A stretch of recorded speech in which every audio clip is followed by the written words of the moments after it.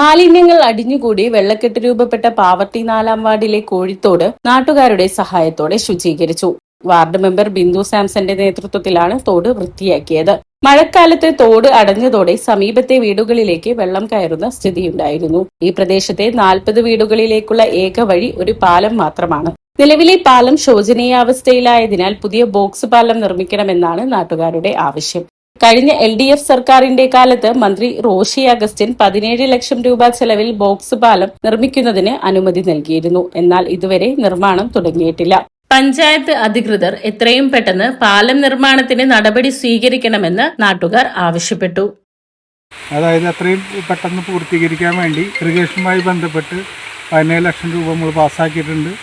ആ ഫണ്ട് അനുവദിച്ചുകൊണ്ട് 10-40 വീടുകളാണ് ഇവിടെ താമസിക്കുന്നത് ആളുകൾ. അവർക്ക് വേണ്ടിയിട്ടുള്ളൊരു പാലം എത്രയും പെട്ടെന്ന് നമുക്കിത് നിർമ്മിക്കണം എന്നുള്ളൊരു ആശയത്തോടു കൂടി നമ്മൾ ഉൾക്കൊള്ളണമെന്ന് അഭ്യർത്ഥിക്കുക.